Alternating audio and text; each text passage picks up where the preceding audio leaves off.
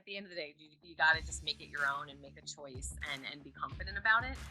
And I think that will go a long way, even more so than you think it does.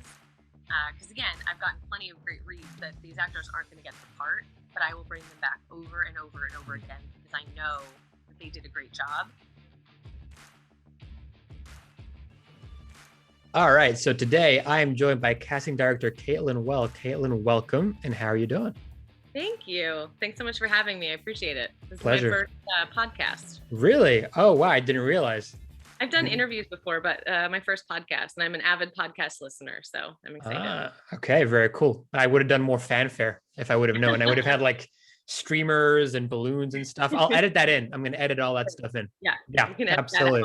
Just cut to. Exactly. So I hate this question, but I do still ask it. It's how are you doing with everything that's been happening?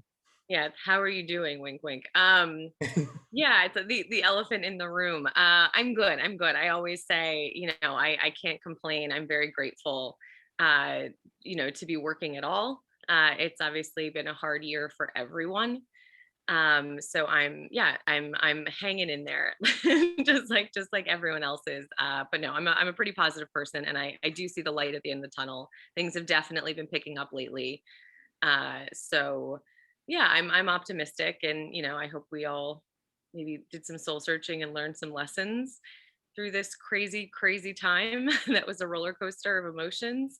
But yeah, it's all perspective, right? It's all perspective, I guess. And just like you say, what can you do? It's sort of like you have to roll with the punches and sort of try and find a way to put out into the world something that's going to be empowering to you and the people in your inner circle. Or you could do the other side too, but we kind of know where that ends up.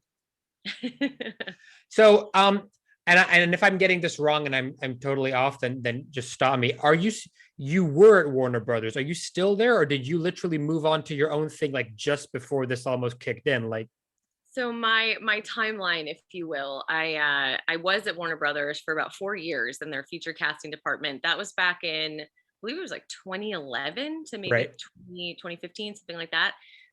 Then I actually moved to Australia for a year. I did see something about that. We'll get into that. So I worked in Australia, came back, was freelancing, worked with like John Papsidera, and then went out on my own a couple of years ago. And I'd been partnered with Jen Presser for a little while. And then at the time, now I'm doing my own thing. So to go out on your own and doing your own thing, I'm guessing that wasn't too far before COVID hit, or? It was an interesting, the way that, obviously I had no idea that this, global pandemic was coming. Oh, you didn't? We all did. You didn't get the memo? Everybody knew. In this weird way. I believe it was 2019 was when I went out on my own. So it was in business for a solid year, a little over a year before the pandemic hit. So it was just enough time to get on my feet a little bit, and at least have dipped my toe in the independent waters, and had been networking and had done some really cool projects. Obviously, the pandemic changed the landscape.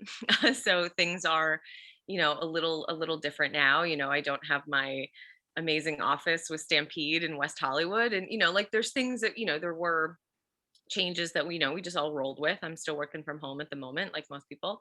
But I felt, again, I keep using the word grateful, but I had more control of my own career, as opposed to some of my friends that, let's say, are still associates and are amazing at what they do, but they were at the mercy of their bosses, and which was a blessing and a curse, because I think they, obviously if you're working for someone who's always got work, they started back up maybe pretty quickly.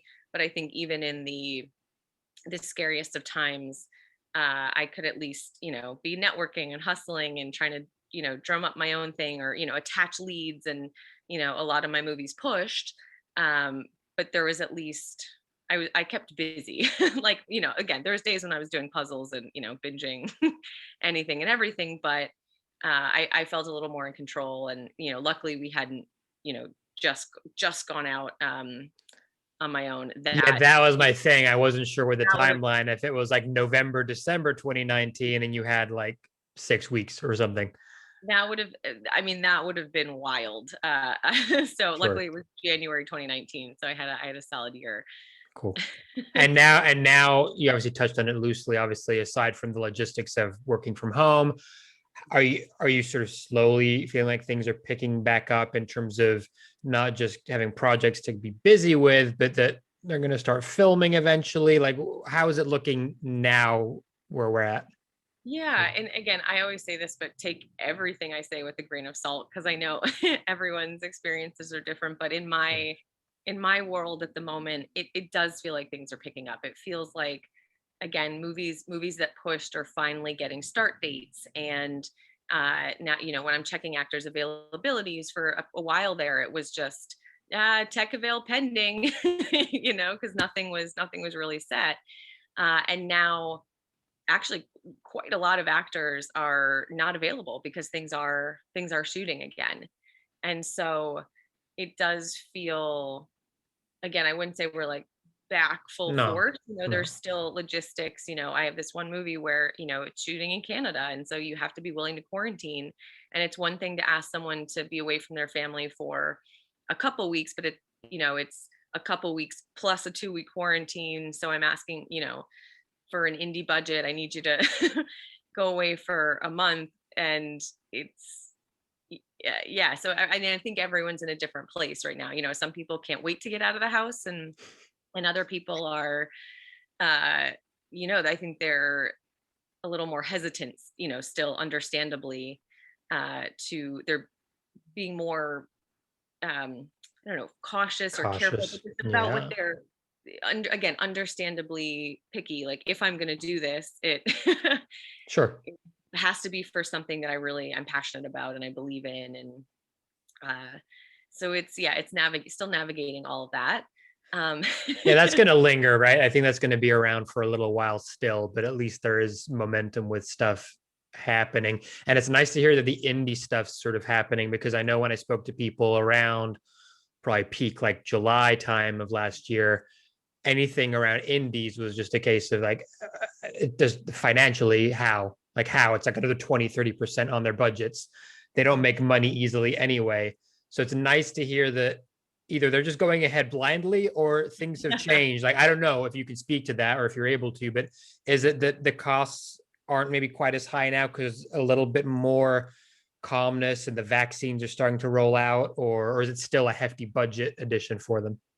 I'll be honest, I don't know the ins and outs of the cost of it. I've heard, on huge shows, it can be $2 or $3 million. I mean, it's significant. Whereas some of the movies I work on, that would be the entire Yeah, budget. yeah. You have to double it. So again, I don't know the specifics of that. However, I do know that again, I'm happy I'm not a producer in this time. I really respect Sure. the producers that just jumped in and figured it out. But the sets, at least the ones I've been associated with, have been very safe, and they just figured it out. They put those protocols into place, and um, again, it's the Wild West a little bit right now. But at least I know like the producers I work with take it very seriously. And again, I can't speak to the budget of the COVID Oh, protocols, sure. but I know they are there. Yeah, I know it was a big chunk percentage wise when I spoke to some indie producers last year. So I'd expect it's just a cost that nobody was expecting. And now they've sort of had time to calibrate and go, all right, Exactly. And again, that's why in large part why so many things pushed, because they needed to, sure. that took a minute to to Yeah, figure yeah. all that out. And again, and then sometimes if you needed to shoot at a certain time of year and you lost that window, I lost a lead on one movie, because you're pushing and things are, so suddenly you're back at square one. And then other movies, if you've got you know a director in Australia, or you just trying to get them into the country, and if you have Oh crowd God. scenes, Yeah. can you, Can you do them? Can you yeah. do crowd scenes? Yeah, exactly. And so and seemingly the answer is no on that one. So at least in my experience, I think luckily the movies that were again smaller casts, they were able to, that were maybe a lot was shooting outside in the wilderness, things like that, or Sure. they were able to make it work. Was there anything with the scripts that you sort of had worked on that then as they've gone and sort of had to push and now you're still on the project, have they changed anything in the script, not just around extras, but it got me thinking around maybe smaller roles or co-stars that could have maybe just been consolidated into one, one role instead of two? Did anything change on that front at all? I did see a little bit of that. Nothing drastic that, changed the story, but the first thing that comes into mind is, let's say there was a doctor that was much older and, we're shooting last fall, and, Right. suddenly the doctor's maybe a little younger. Yeah. Okay. Things like that, or uh, in a perfect world, maybe you would have flown someone from LA, but let's actually look for a local hire. So I think that, and I would imagine that the extras changed as well. I wasn't on the ground, but Sure. I know there was conversations about that.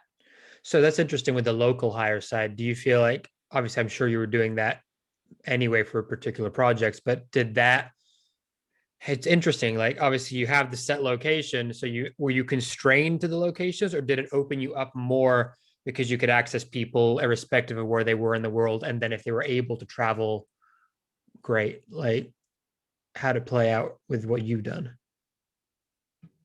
The and again, I know actors are. Oh no, you're gonna have all these dings. That's all right. um, again, not the most tech savvy. Um, the I know this is probably a somewhat controversial thing to say, because actors are, always usually willing to fly themselves anywhere and be local hires anywhere. Um, but for me, I'm open to that, of course, if you're a true local hire and you have somewhere to stay and an Sure. address and that kind of thing. Uh, but if I'm paying you scale and schedules are constantly changing, uh, to me it's risky. I need someone on the ground that if the dates push or suddenly I need you tomorrow, I don't want to have to worry about, oh, they couldn't get a flight in time. And again, especially with COVID, because you have to get tested so often. Sure. So, but at the same time, if someone really wants you, like, we'll make it happen. Like, if your audition is so good, we will yeah, in some ways, because you're self-taping even if you're down the street right now. So again, if your tape's amazing and you're the best person for the role, yeah, we'll figure it out and we'll fly you wherever we need you to, as long, assuming there's time and Sure. the budget and all that. But yes, I think we did. Again, I have a couple projects in my head that I'm sort of thinking about as I'm saying this, but yes, there's uh I would usually do a search, everywhere, LA, New York, UK, depending on again the circumstances. But then again, there was a leaning into that local talent, and if there was someone amazing there, then that was probably logistically the way to go. Sure. Yeah, absolutely. Did you do so for you, because it's different for everybody, have you done more self-tapes? Have you done sort of the Zoom slash virtual auditions more? What's been your approach, and what's, if you have done the virtual stuff, what's your initial interpretation on it for how it resonates for you? That laugh is telling. So I would say for at the beginning of the pandemic, it was a lot of attaching leads. So I was mostly making Okay. offers and things like that. So the tapes weren't as relevant at the time. But then there has been a handful of times during the pandemic where, again, there was one movie where we did have, yeah, we had self tapes, and we would upload them. And again, that was a situation where it was a lot of local hires, so they probably would have been self taping anyway. So Yeah.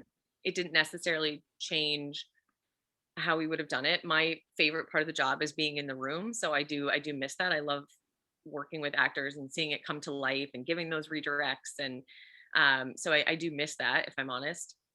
But yeah, we figured it out. I think more recently, again, I've I've been in casting over 10 years, and I'm now learning some technologies that I haven't done before or had, I've had a great assistant who would, who is, running point on that. So I've had to jump in and figure some things out myself, which is good. But it's so funny. I just, in talking to my friends that are in casting, you know, we do compare notes, and they'll tell me, oh, have you done the ecocast live, or so you can do these sort of live auditions if you do want to do redirect, things like that. So I haven't done that specifically, but I have done chemistry reads, and Okay.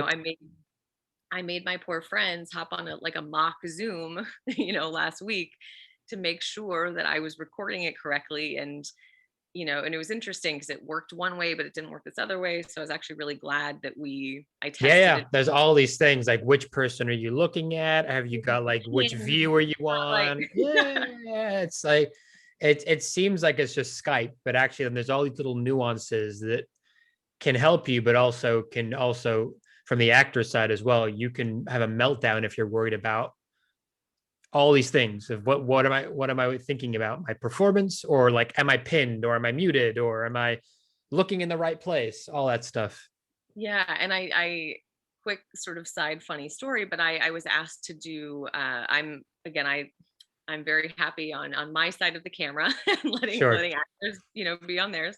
But I was asked to do like a promotional, like a quick, like it was like a 1 minute promotional video for someone, and it must have taken me 100 tries to, again, my eye line was all wrong.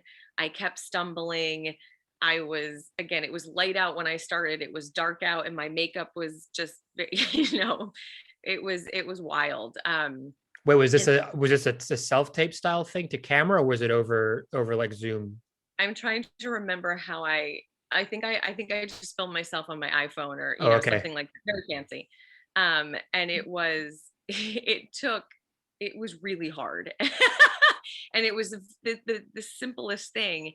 And so, I have a true respect for, what I'm putting actors through when they're doing this, because it's not easy, and it's a whole new, even though, people have been self-taping for years.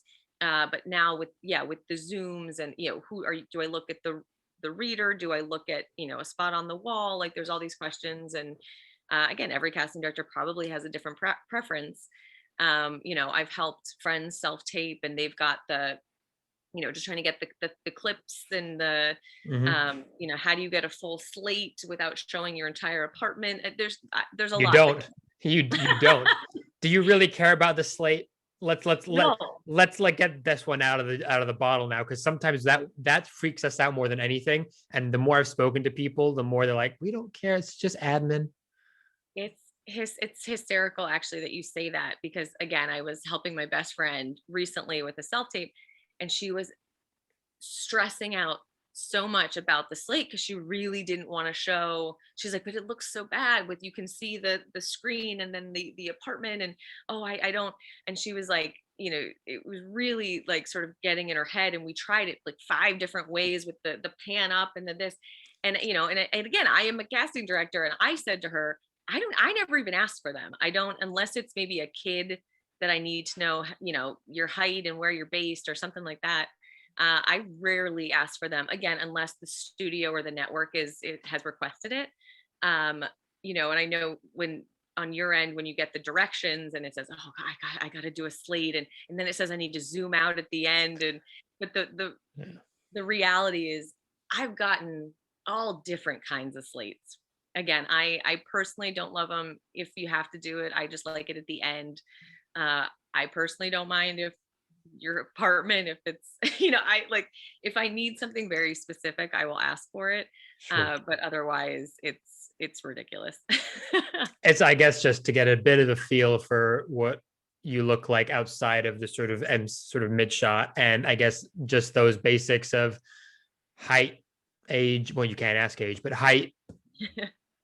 That's about it, really. Height and agent and name, I guess, and Where where you're you are based. Yeah, currently, yeah, things like that. But again, also, that can all be, if I really need to know, I can track your agent down and sure. find out those things. But yeah, it is something that when it doesn't come along as often now, but when it does, it still is just when that's no, not an ident. No. then again, when you're filming on your iPhone and you're trying to zoom, but you're locked into this, there's the ring light. It's a Yeah. whole the whole thing. I had I think it was about it end of the summer. I spoke to Kara Shoot Rosenbaum, and she said she said the same thing with the idents, where sometimes people were sending them, but they spent so much time on them, and then sometimes they were really creepy, like slow pans that they were doing, and it was like a really creepy sort of like just forget it. It's admin.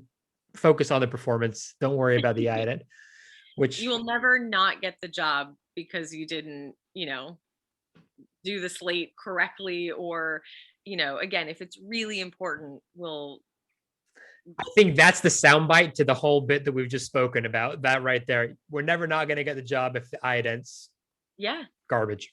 So don't yeah. worry about it. It's all about the performance, like who. Exactly. Amazing. I guess from a self-tape side, just generally, which is obviously more with what you do, we can get into the maybe nitty-gritty of that a little bit. We don't have to talk too much about the technical stuff because people can Google that. Like there's a lot of info out there. What I'm curious to talk about is your approach on how to guide and direct actors just generally in that process when you're not, to your point, in the room with them, and you can direct them in the room then and there, because it's a different thing. And we've done self-tapes for a while. We kind of know how to deal with it, but it's still good to hear from someone else's point of view as to how should we approach that. You gave your example of you doing that thing to camera, and it took hundreds of times. We've all done that where we get like a zillion takes. Which one do you use? How do you trust it? Can you speak to that a little bit, and I guess help actors with how they can empower themselves when they're in their lonesome doing it, and then what you like to do to get involved in that process, if at all? Yeah, absolutely. So I I have a couple different answers to this. My sort Right. of initial go-to response is that the pros and cons of self-taping. Again, you can do it 100 times. I'll never know because I'm just seeing the final, product that you send me. And so I think that can work to your advantage in that you are, as the actor, I'm seeing what you want me to see. So let's say the first couple you just needed a warm up, or as you were doing it over and over, you found something that you hadn't found before. And so it's, again, I think that works to your advantage in some ways, that it's you feel good about it by the time you hit send to your agent. Whereas if you come into the room, again, depending on the role and the project and the day, you might just get one take. Like you might come in and let's say you just, again, the nerves got the best of you, or you forgot a line, whatever it was, and you leave feeling like, I know I could have done that better. So there, you do run that risk of, it's a little more out of your control when you're in the room. But obviously, there's also that magnetism and that, just that, again, the human connection, where that you don't get over Zoom. Sure. So pros and cons to both. So that said, I I think what I do miss giving the redirects, because I think sometimes when I have actors tape, they're great actors and they give a great performance. I just know that my team is maybe they're leaning more comedic, or there's something there's tonally that Mhm. they're looking for that I'm not getting, that the actor wouldn't have necessarily known. Mhm. And so, but then again, we've talked about how, it takes to do a self tape. It's not, some people have a like great easy setup ready to go, and other people you have to, it's a whole to do to Yeah. set it up, and it Find takes. a reader, all this stuff that's Exactly, not exactly. performance based. Sure. Yes. And so, and again, and I know that can be stressful. And so I've struggled with this recently is, if I know it's a good performance and the actor could easily take a note, do I ask them to retape Mhm. or not? And I think because, again, if I ask them to retape, I know I'm asking them to, you know, it's a lot more time and energy. Yeah. So, and are they going to get it at the end of the day? We have a couple other top choices. So it's this I kind would of. assume though, Caitlin, you'd only ask them to retape if you genuinely felt like they were someone who could be that potential person to be cast if they hit that note. Yes, and I think that's where I'm at.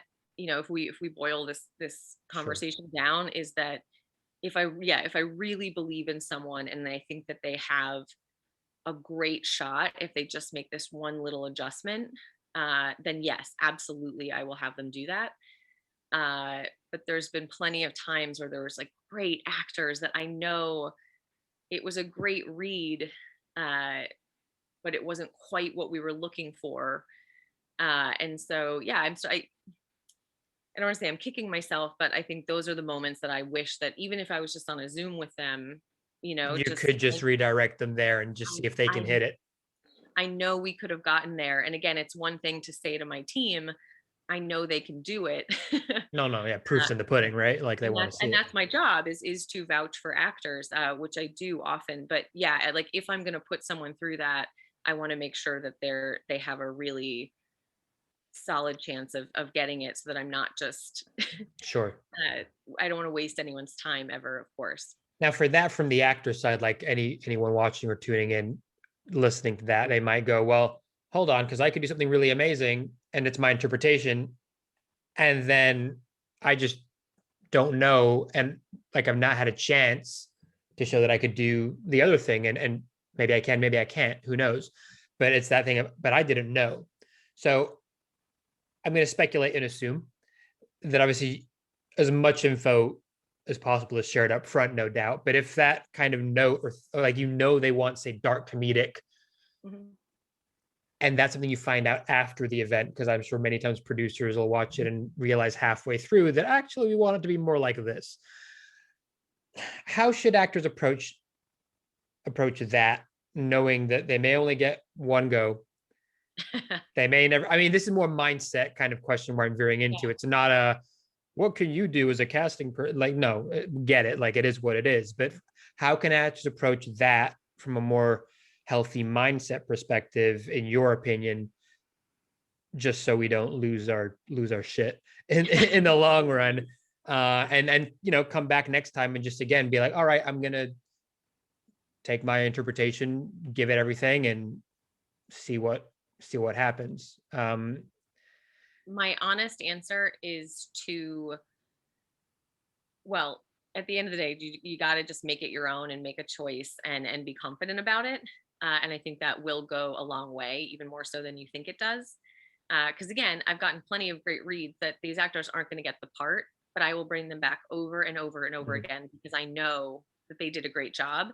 And I get that it's frustrating on your end because you don't know that you did a great job because you're not necessarily getting that feedback. Well, that's the mindset thing, right? Like, so what point do we need the external feedback loop? And at what point is our own inner compass of knowing enough to just be like, I'm happy?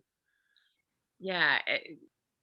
For example, I had a role recently where I had a young actress who I do know on a personal level as well. Mhm. She taped for something and she got really close. Like she was, I would say, the runner up, and for a variety of political reasons and all kinds of things, it went to another actress.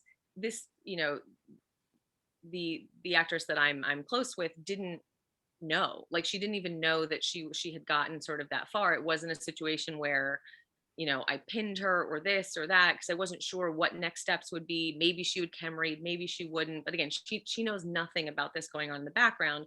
So I reached out to her team and I said, hey, I just want you to know how great it was and how close she got. I know that almost, again, I don't know if that's better or worse when you find out that, you got close.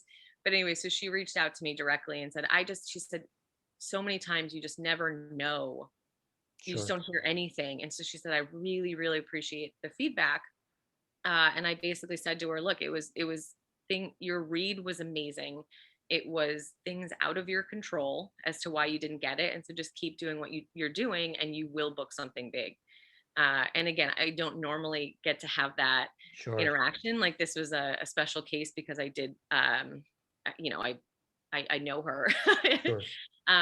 But so we try to do our best. But the reality is sometimes you're busy, and when you're in the thick of it, there's You couldn't reply to everybody, right? I mean, how many submissions would you get? Or no, not subs, but like how many people would you call on average for a role? I know that's a very broad question because it depends on the role in the project, but And that's, yeah, that's the thing. It can be, we're sifting through, I would say, easily thousands of submissions. Of those thousands of submissions, again, depending on the project, it can, probably hundreds of people are considered or put on a list.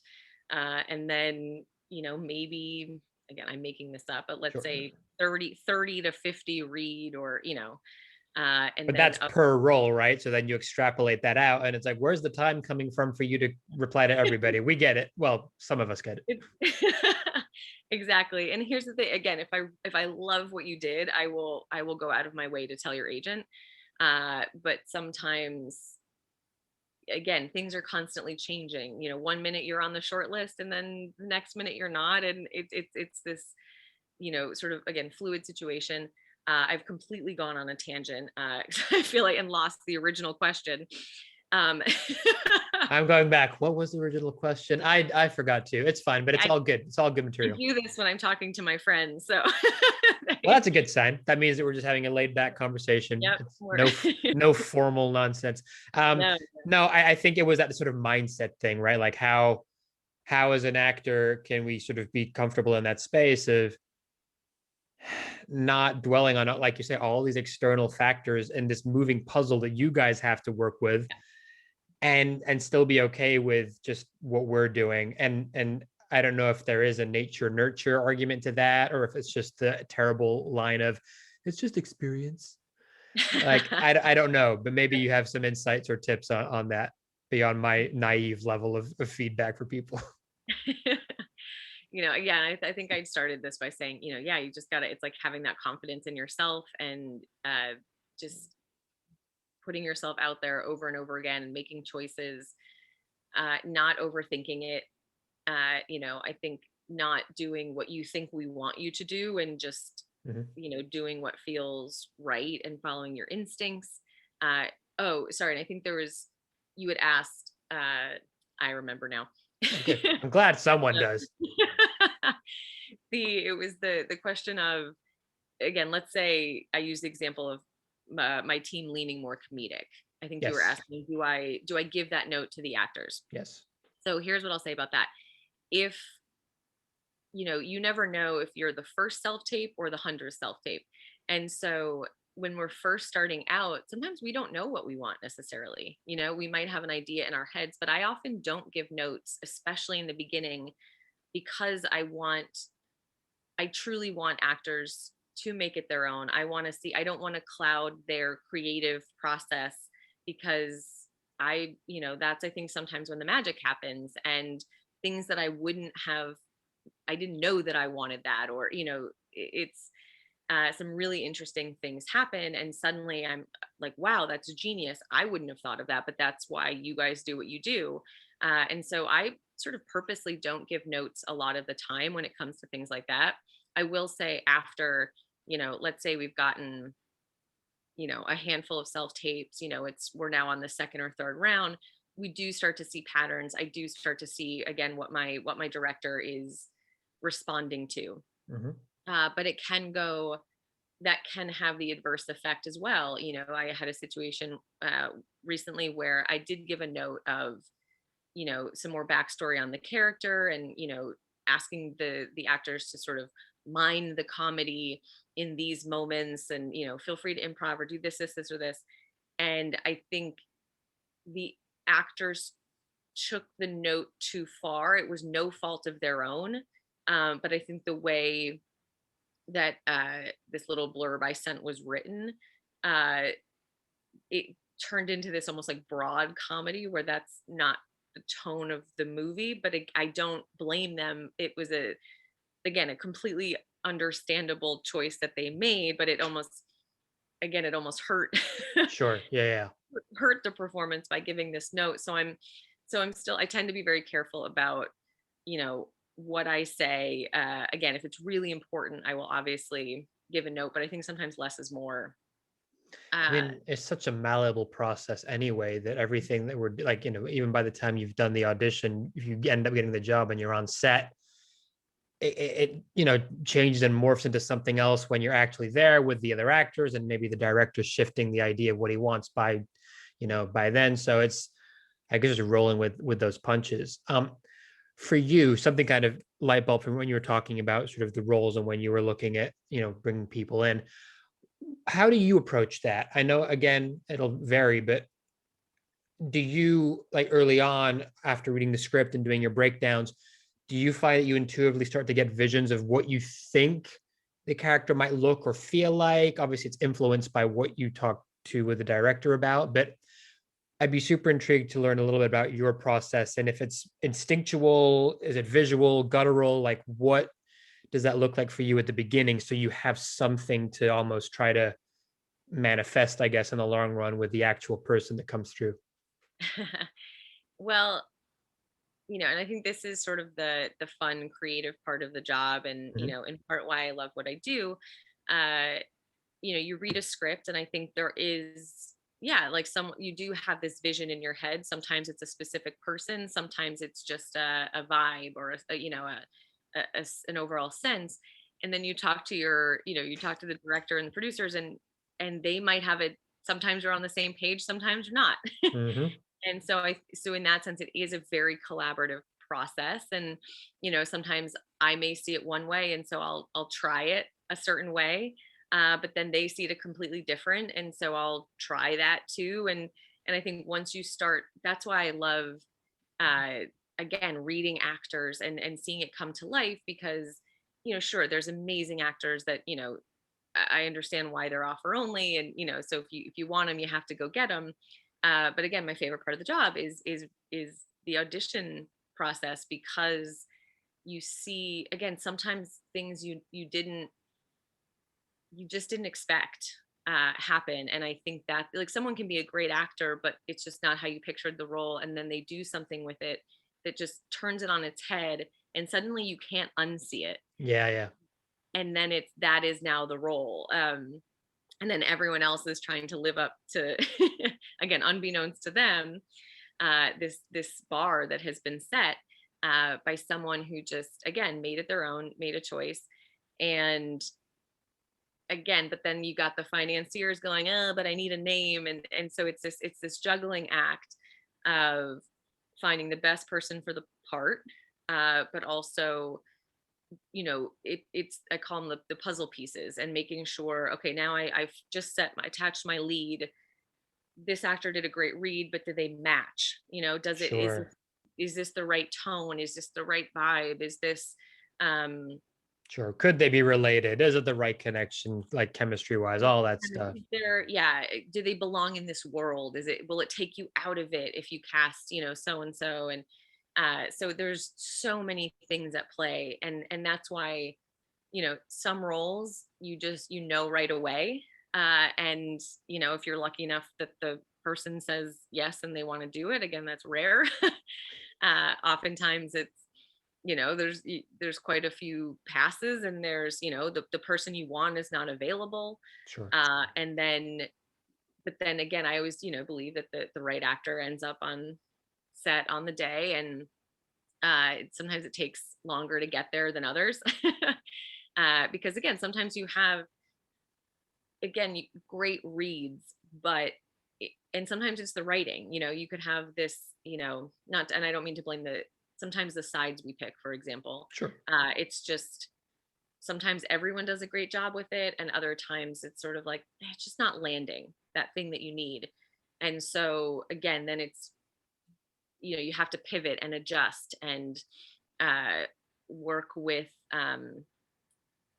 again, maybe you saw it one way, but you need to kind of rethink everything. You had, like, I think if actors saw these lists and they saw, you'd think that it's like one type on a list. No, no, it is.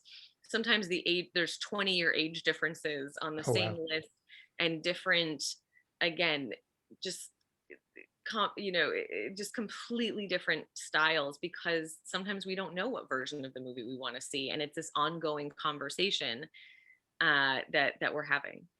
And I guess, like you said before, it's sort of which domino is being attached already that then sort of closes off a little bit of that sphere, but still means you have to focus on, yeah, I don't envy that part of the process for you, because that just sounds like it's where a lot of the time is spent on trying to do that math in your head around how does it all correlate together. And then the financier side on the indie side, I guess, is just another thing to be worried about in terms of, but how does it make bank, which I totally get. But Yeah, and there's a lot of, I think, again, the pro to working in the indie world is that there are less cooks in the kitchen and less approval sure. process. The director and producer say yes, and great, I get to hire the person I want to hire.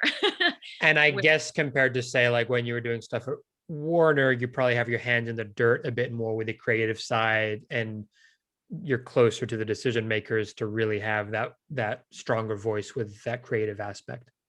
it's on the studio side there is a lot of overseeing, but Okay. again, the approval process is, you know e- even you've got, because you've likely got, the casting director that's in the trenches working with the director. Then you've got the studio, so in the casting at the studio, sort of overseeing that. Then you've got the executives. Then you've got, and there was a lot of times where the producer, like, a lot had gone into, we picked our, let's say, top three, and we were presenting them for approval, and then the head of the studio said, nah, I don't like those. And so you were back at square one. So it's not as, you know simple as, oh, Sure. you gave a great read, the end, you get the role. Like, there's so many steps, again, depending on, especially, if there's a studio and a network, and there's a lot of, uh That just there's a sounds lot. like it really slows down the process for you. Is it a lot slower with that? And then I guess like spurts of just having to go real quick, or Casting in general is very go go go stop. It's like there's a okay. lot of, That one should day be a it's in the work. t-shirt. It's seriously though, I learned that early on. Luckily, I've, you'd think I'd be used to it, after like 12 years, but it is very, one day it's an emergency, and it's, Right. I need this one role cast yesterday, and then, you get the offer out, and then it's a little bit of like sit and wait. So again, it just depends. I think some projects are, especially, if you're doing like a pilot or something, Sure. it's pretty go go go from from the beginning So, to end. I mean, But and we kind of know that. We know that many casting offices, when they're busy on like big projects, it's like that's your life is that for pretty much that window of time. For you, just individually, how have you found over the 12 years a way to sort of balance that so that you don't, I guess, burn out, go nuts, have some kind of life balance, all that actually important stuff? How's that been for you as a journey? And was it sort of a bit of an evolution? yeah, I think that's a great question. Work life balance is very important to me, especially, I believe I mentioned at the beginning that I lived in Australia for a year, Yeah. and they've got it right. I think the rest of the world has the work life balance down, which I've sort of, adopted that, philosophy. Not to say that I don't work hard, but it's, Work smart. That's Americans in general, and especially in LA, like, it can be cutthroat because it sure. is such a, you know, it's a competitive business. Uh, but a person, I would say this to actors, I would say this to my friends. I think you're better at your job if you are truly happy in your own, life. So I do think it's, especially, in the days we live in now, it's important to make sure you take time to go for a walk, or, to do the little things, that, because otherwise you will you will go crazy and burn out. I think for me, casting, each project is different. So I Mm, think that's what keeps me on my toes, mhm. is that, you know, normally you're on a project for 8 to 10 weeks. Sometimes in the indie world, it can be 2 years. um, so it just depends, but it's, yeah, you, there's always, that if it's crazy, it will let up usually, at some point. I think some studio execs might disagree with me on that. When they've got 40 projects that they're Sure. overseeing, sometimes it's, yeah, they're like, what are you But talking we're about? talking a different kind of animal in some way, because I guess as an independent freelance casting person, it's not quite the same, even though you're doing the same sort of thing. I'm again assuming that working within a studio system, it's more of a traditional just job where like there's always more, there's always more, there's always more. Yeah, and it's funny. There's, I hope my old bosses don't listen to this, but there was times at the studio where it actually can be boring, Right. because you're doing the same, I think after a while, if you're, it is a lot of the you're not in the trenches, which I think is in part what I missed. Again, I love being in the room, and when you're at the studio, I said this many times now, but it's a lot of overseeing, and Sure. so it's just, again, Admin kind of stuff. it can be admin, more lists, checking avails, like that kind of thing. Sure. And so I think in the freelance world, you have to arguably hustle more, but the payoff is then more. So it's just a whole other beast. Sure. And so it's very I always tell actors, like, I'm in the same boat, I'm freelancing too. Like, I can work really hard at this one job, but I simultaneously need to be working on the next job, and making I sure. think we kind of know that more now after the last year to 18 months, to be fair. I think we're like, oh, we get okay, yeah, they actually it's just the same. We get it. We empathize with that. So the Australia thing then, was that related to casting, or do you just like get out of Dodge for a year and do something totally different? I fell in love with an Australian guy. So I did long distance for a couple years, and then thought, I Try if it out. we're gonna do this, we should do it. And so, yeah. So long story short, so I did move there, and it obviously didn't work out. I'm back in Los Angeles, Sure. but it was no, it was one of. I have such a soft spot for Australia. It's still a big part of my life. It was a really, I no regrets. It was one of those things. I got to still work in casting there. I worked with Thea McLeod, who was this That was going to amazing. be my question. So you were still working in the industry there. I did, I thought, here's my chance to, some days you have a love-hate relationship with the industry and the bureaucracy and the politics of it.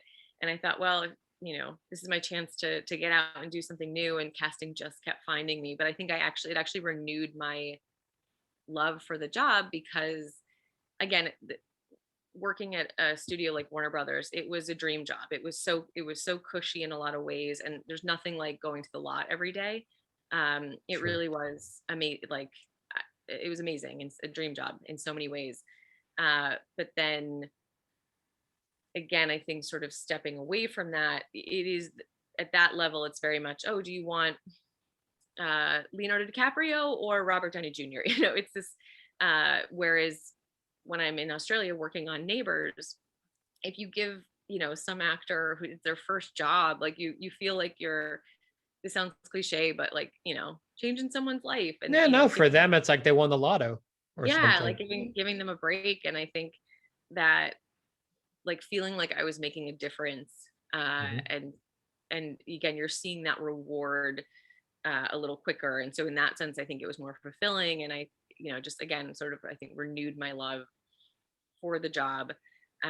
So that was, again, definitely Well, something that I. important, right? Because you might not be doing what you're doing now if you hadn't have had that. I mean, who knows, right? It's all hindsight. But was there any differences that you found between? I mean, I guess you sort of Warner Brothers is going to be different to just doing what you're doing even now. But were there any differences market wise that were very glaring aside from nuanced little things? Were there obvious distinctions you found? The nuanced little things were like comical in that, they have like different little words, like Okay, sure. highlighter is called something else, like there's Oh, just sure. That's the same in the UK where, yeah, like ex- there's small so things. Yeah, yeah, so there's these little, little differences. But no, the overall stuff, I think I knew more actors than I thought I would going into that market. I remember being cool. scared that I wouldn't know, so many, and I might not know some of the, like, the TV stars there, if you will, that maybe haven't crossed over here. Sure. Um, but there was a lot of, I knew a lot more actors than I expected to. And the ones I didn't know, I learned very quickly, because even though, I was in Melbourne, and even though it's a big city, it's actually almost feels like a small town. I always say we'd read an actor on, like a Tuesday, they might even come in twice that week if we were working on a couple projects, and then you'd see them at the theater on Friday.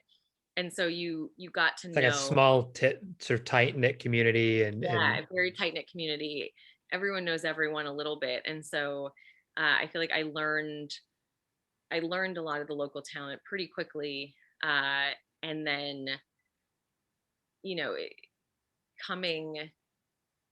Luckily, I've been able to bring it back, and uh, still use that, today. Like there is, again, luckily we live in a world where you can be bi-coastal, bi-continental. It's again, where, self-tape I is all mean, the rage. with And look at Zoom, us, you can be yeah. anywhere. I mean, I'm looking out my window. I'm in England. It's raining, of course. Don't you dare tell me what the weather's like there. I already know. I can Yeah. imagine. Yeah, Yep. Uh-huh. don't, Caitlin.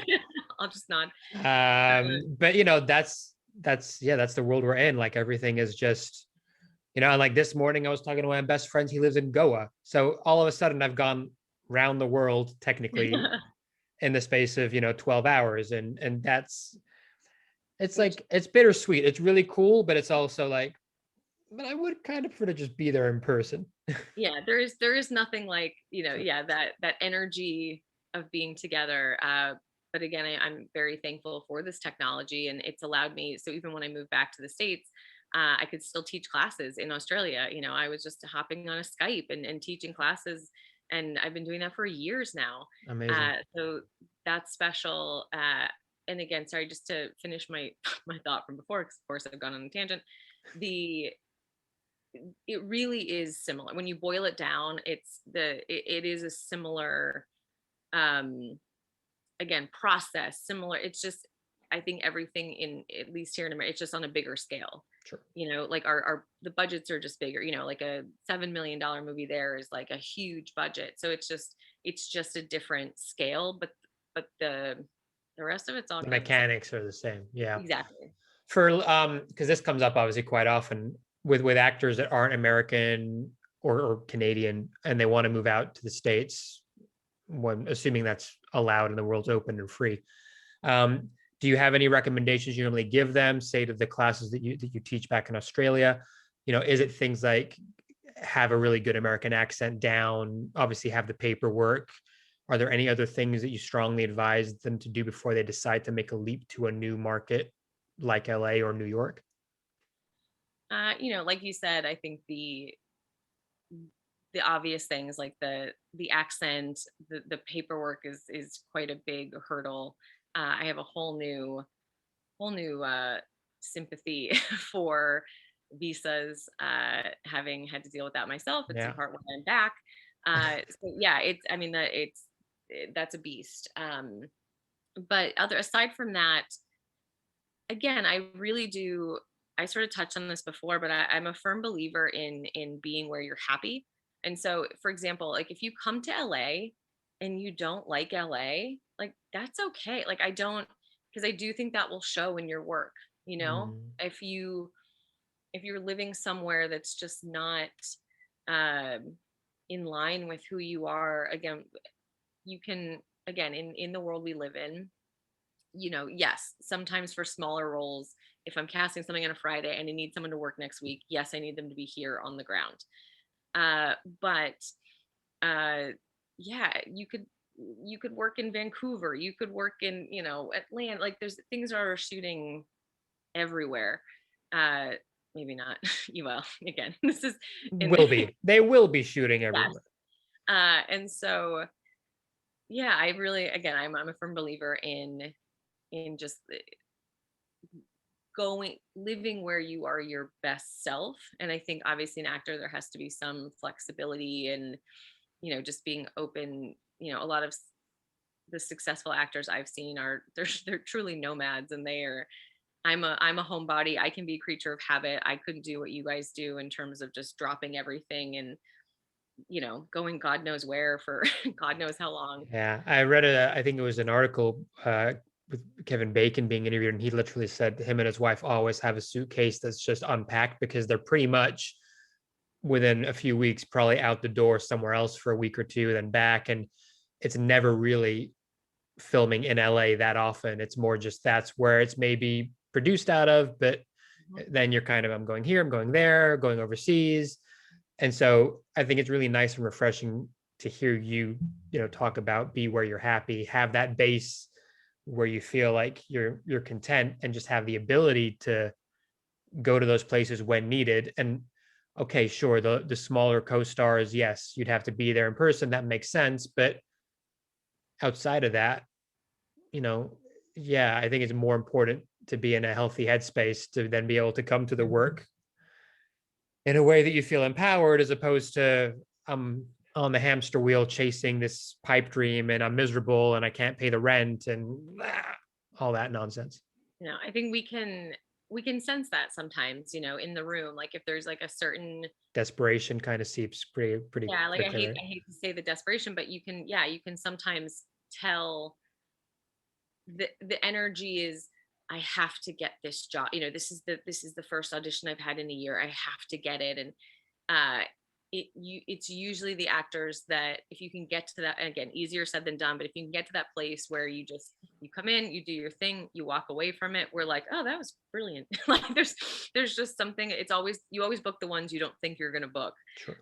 because there is something to be said about just throwing it away, letting it go. You've got 5 auditions that day, and so again, you do the work, you're prepared, but it's not the be all end all, and I think it's hard to get there, but I guess the only way to cultivate it is having stuff outside of acting so that, after those one audition in a year or five in a day, you still are like, well, but I'm going to go home and I've got whatever, the side hustle. I've got a wife, or I've got kids, or I've got something else that helped bring in money, which isn't taboo anymore, although it was 5, 6 years ago. And, having a rounded life that lets you feel like, "Oh, okay, if I don't book that, I've got yeah, my theater group that I go and do stuff with. We put on our own projects and all that makes you feel like you're involved." yeah. And my favorite thing about, I do a lot of generals with actors, and the best generals are when you just get to know someone, and at the end of it, you're like, "God, I want to get a drink with that person." It's Sure. that you're not sitting there, because I always say, I can look at your resume, I can look at your reel and all that stuff. I want to know, yeah, like, where'd you grow up? Like, what sports did you play?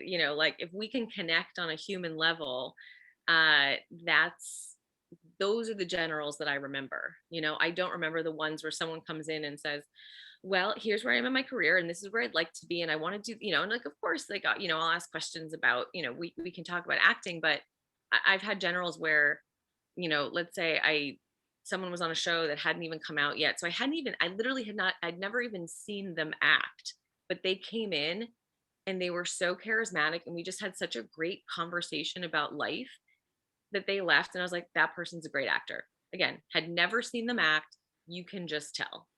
And like, again, that's happened many times, but someone in particular I'm thinking of, and was able to book him in a huge lead in a movie like a couple years later, because it turned out he could act. But again, you could just tell from this interaction.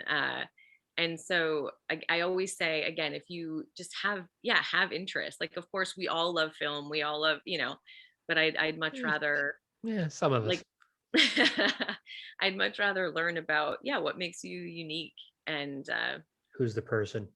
yeah, Yeah, I think we kind of think it's job interview, or that's what we've been taught to think. So you kind of go in thinking I've got to prove my resume and go through my history of work and where I studied, and you know, you guys and can read. but to be fair, I think there are, to be careful how I phrase this, I think there are some of the uh, old school casting Sure. director, again, who I think they paved the way, and I have nothing but respect. uh, but I have heard stories about, someone comes in and they're looking at your resume, and they're, oh, so you've done, and they're literally going through, and I've been in situations like that where someone was like, you're almost getting quizzed, like, what's your favorite show on the air now, and you're like, what, so it is, again, being prepared and having that flexibility to be off the cuff. But personally, for me, it's all about, Sure. just that genuine connection. Yeah, I get that vibe. I think also, but also I feel like the sort of younger generation that's coming through and now kind of sort of taking the reins slowly naturally is going to have a different outlook and mindset just on life, and then that just filters through into the work. And that's, I think, why we're seeing some of the shifts and changes we are seeing across all kinds of things, whether it's matters of representation or just the stories we tell, and the openness to have conversations, even just like this, where for actors, who want to maybe listen in, all of a sudden it feels like they don't know you, but they have a bit more of an idea of you than if they just were doing a self-tape for a casting director who they could see on IMDb, but that's all they know of you.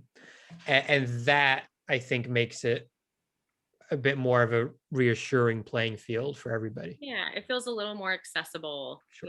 I we're all on the same team. I think at the end of the day, we all want to make great content, and we want to work together. And it shouldn't be, again, like you said, like this scary job interview type situation. It's the whole gatekeeper analogy, right? Like, they're keeping me out. Yeah, and then Why? and it's so, I know it's so hard to be like, how do I get in the room? Not like uh, that. Not like that. That's definitely not the way to do it. yeah. But it is literally what you've just physically done, I guess, right? It's counterintuitive, but it's sort of like the just let go, release, and just do whatever you And your do. your audience can't see my can't see my hand Your motions jazz anymore. hands. Yeah, there were jazz hands there. It was glorious. Um, I'm mindful of time. I will sort of bring it to wrap it up with a few closing questions. But before I get to them, I had one that I was quite intrigued by, sort of tying into the big DC superhero movies that you've worked on. I don't really care about talking about specifics of, particular ones. What I'm intrigued about is the process, because I know when I've gone for big stuff like that, you're NDA'd out of your ass. And we don't even normally get like the sides a lot of times. Nope. A lot of them is you go in, you get an idea of the scene, and then it's like improv maybe, or different setups. That's very different. And I get why it's done. But what kind of advice or tips can you give to actors in those quite unique situations where they're coming in, they don't even know what the project is, they don't know what the character is really, and they're just given a bit of an ethereal idea? How Mhm. did you approach that when you were running those kinds of sessions, and what tips can you give? Yeah, and obviously take what I say with a grain of salt. But in my experience, there was a lot of NDAs and there was a lot of fake sides. So oftentimes, and again, for huge leads, to play not only a superhero in, the Untitled Warner Brothers project, you were coming in for, unbeknownst to you, possibly there was going to be sequels and spin-offs, and so it was, a pretty big deal in that sense. And I mean, here's the thing: if you had a good agent, you probably did know what you were coming in for. But on the breakdown, it was just like female number one in the Untitled Warner Brothers. So you had no idea that that was Wonder Woman. Um, we would maybe give you hints in the room, if we could. To Again, we had to be careful about what was said, but we would try to elaborate on what we were looking for in Mm. person. But the reality was, yeah, you were reading a scene from another movie that was probably you know, you could have been reading like a Tarantino scene from a movie 10 years ago. And again, you're thinking, how is this relevant? But I promise you, there was a thought process behind it of this is because, and sometimes, granted, the scripts were usually literally under lock and key, like in a safe somewhere. I couldn't even read them half the time. But there was, sometimes it wasn't even written. Sometimes it was Sure. like a small role in this one movie that would lead to a huge role in the next movie. But so again, sometimes there wasn't even sides to prepare, even if we could have done that. And so the reality was, when you're getting these fake sides for this, God knows what movie, the key was, again, I've said this so many times today, and your audience is probably sick of me saying this, but like, it really was just to make it your own. If Right. you, again, hypothetically, if you get what could seemingly be some random Tarantino thing, we're not looking for that performance of, what that actress did in that movie. It was more, there was there was notes of things we were looking for. There was like this, again, like an essence, a vibe Mhm. of the character. And so all you can do in those situations is make it your own. And again, do your homework. No, like you can say, okay, I'm coming in for this director. So if excuse me, that you're reading for, again, like a Zack Snyder or someone like that, you're familiar with his other work. So, there are things you can do to be prepared and do your homework. And even look at the casting director's body of work, and you can kind of say, okay, this seems to be their aesthetic and what they respond to. But then again, just coming in and making it your own. I know sometimes this isn't superhero specifically, but I was never point on Westworld or anything like that when I worked for Papsidera, but I'm remembering, you know, people had seen the show, and they'd come in thinking every role was a host. And so Right. they'd come in, Oh, act, amazing. being like a robot. And we Like were like, animatronic. Wow.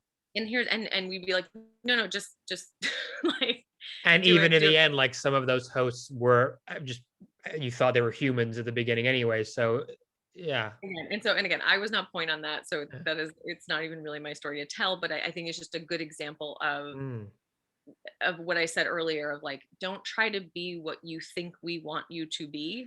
You know what I mean? Like, yeah. you just, like, they were trying to guess, and it's sort of like, nope, just do the scene.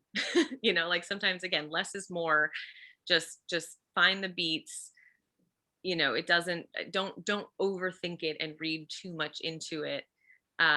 If there is something specific we're looking for, I promise we'll tell you, what we're to the extent that we're allowed to tell you. um but yeah, it really, it just comes down to, Go with what's on the page, or if there's no even page, just if there's an improv thing, I guess just see what comes out. And if you give notes, go with trying to find that inside of you and bring that out there. What was it like for you as a process, just to finish up on that, in terms of you not having any sides or sometimes anything to work with, and just having to figure out, well, how do I get this essence out of this person when I don't have as much to play with? Because that's very different to what you would normally do. How did you approach those kinds of sessions? yeah. And I think that's where, look, I would love to I like to think that I'm good at my job. But it, it's not, obviously it comes down to taste and things like that, but it's not rocket science. Like, when someone comes in and just, it, like, there is, you can see the magic happen. Like, it's undeniable. And again, it's, Do you feel like sometimes you can sense that before they even perform, as in just in the room, or is that sort of occasional but not as there much of a there are rule? some actors that are very exciting that you never know what they're going to do. And again, sometimes it's the craziest thing, but it works. And it, it's very, I never want to name names. Sure. But there's some actors that, again, you bring them back over and over again, because again, you never, no matter what the project is, it's going to be interesting. And again, they might not get the job every time, but it's going to be interesting. And that's not to say that you need to come in, because I think a lot of times actors hear like, oh, I got to take risks, and so they think they got to come in and do something big and crazy. And that, please, that's not what I'm saying. Mhm. uh but I think there's a time and place for that. But no, it really is, again, just having that confidence. That I think if you're constantly second guessing yourself and like, is this right? Chances are you're not fully committing to what you're doing, and then we can sense that. Whereas if you come in and you're like, I'm gonna go for it. Like, I am gonna go for it. More often than not, those are the times that someone books the role. And if they go a little too far, we can always, Adjust pull, a little pull and you back in, or this or that. But yeah, there are, like we were saying, with like this essence that we were looking for. Because again, I know, again, I got to be careful about what I say.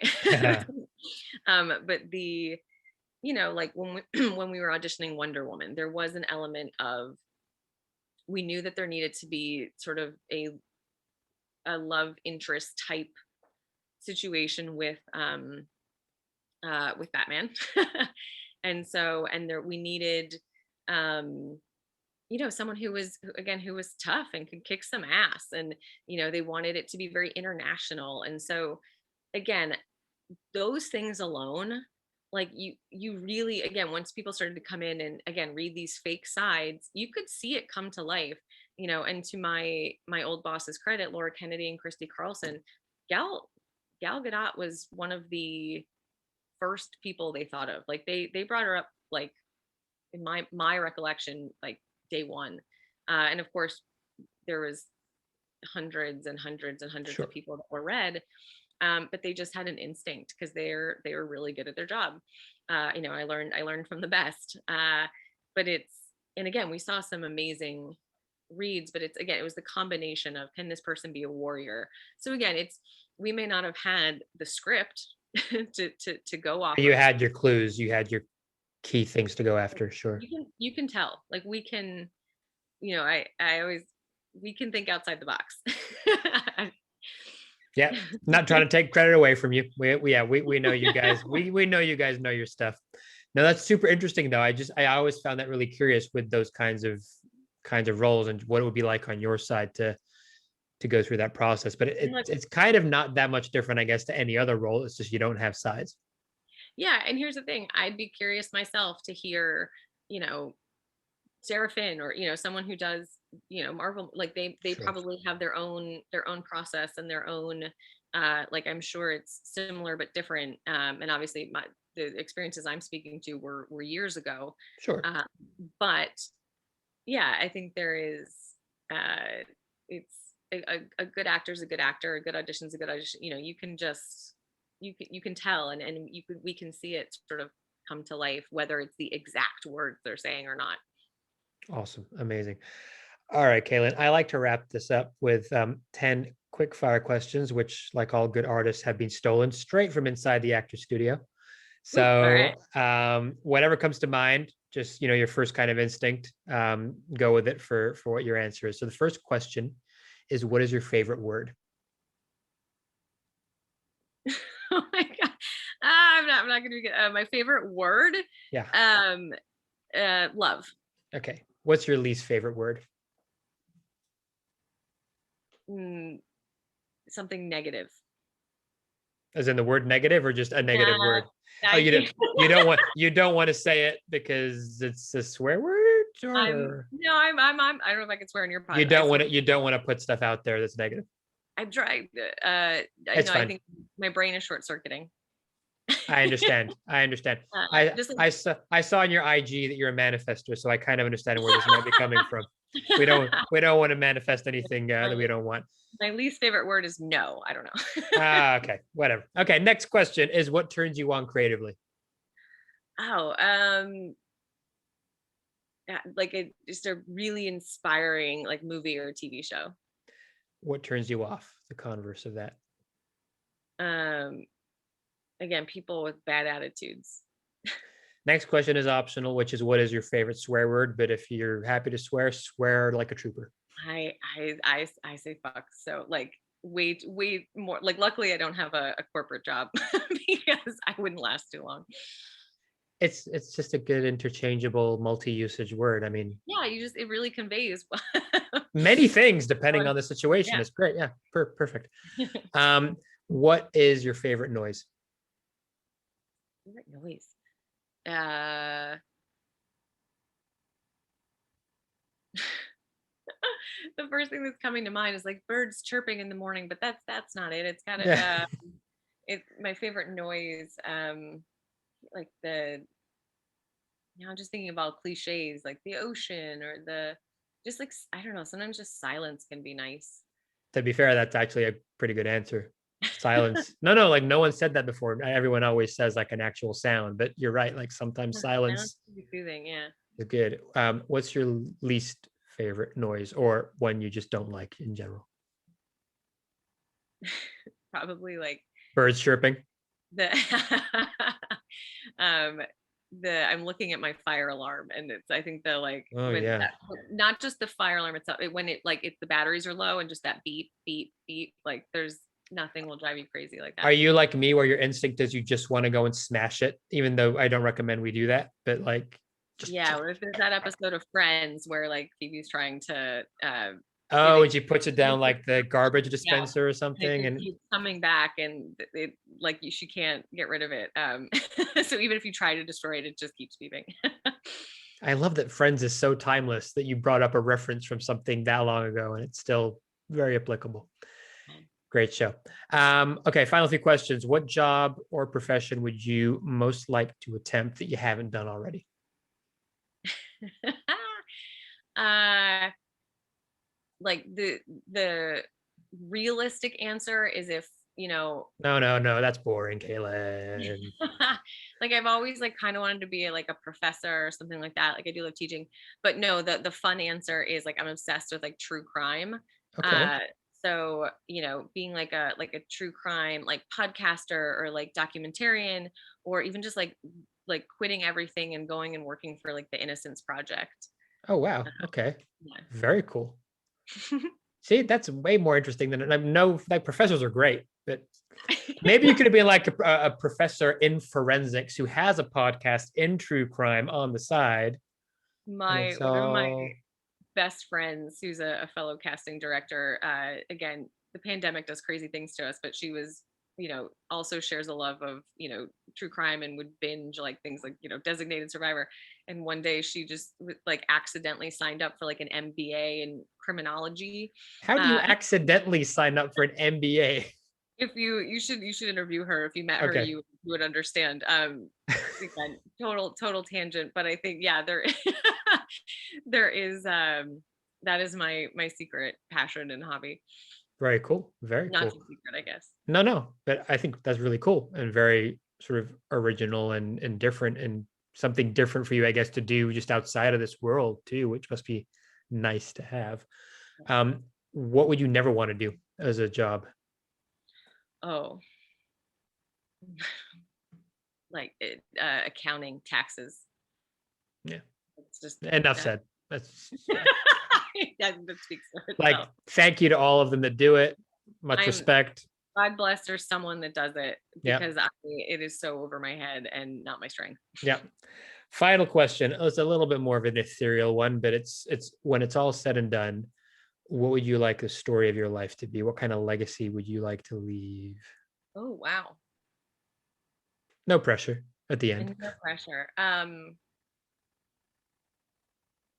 It's a great question. I think, well, again, I think it's twofold, and this is probably fresh in my mind because it's only been a couple days since the Oscars, but in my lifetime, I would like to see casting directors be able to get an Oscar. We, Get in you know, there, BAFTAs, hopefully. Get in the there, BAFTAs hopefully. are, Mhm. you know, they finally stepped up. Yeah, I think casting directors, like all the other heads of departments, deserve one as well. And so in my lifetime, I would, not saying that, look, obviously it'd be an honor to get one, but I would like to see casting directors in general, like the Nina Golds of like the people that deserve Oscars, like should be able to get them. Sure.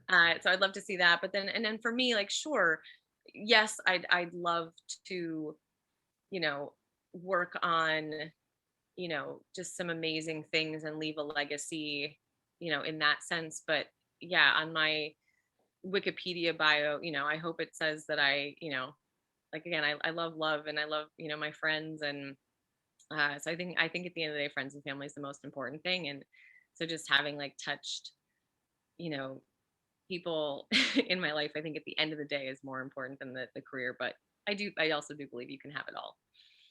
I think you can have it all too. I think it's just not losing the perspective of one whilst you're trying to spend time on the other and finding the balance of how can you enjoy both simultaneously as opposed to feeling like we have to, well, I'm going to leave that for 10 years and then just hopefully it's still there when I come back later, which doesn't always play out that way.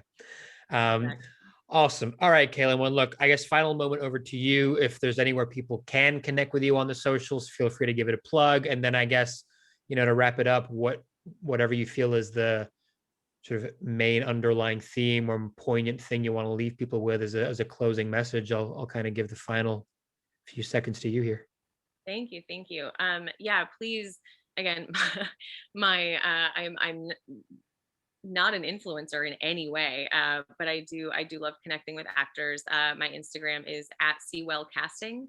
Honestly, that's probably better than emailing me because the emails tend to get lost. But if it's sometimes easier if you just get like a quick DM from someone, and you can just do, it's so easy these days, just do a like, a thank you, Mhm.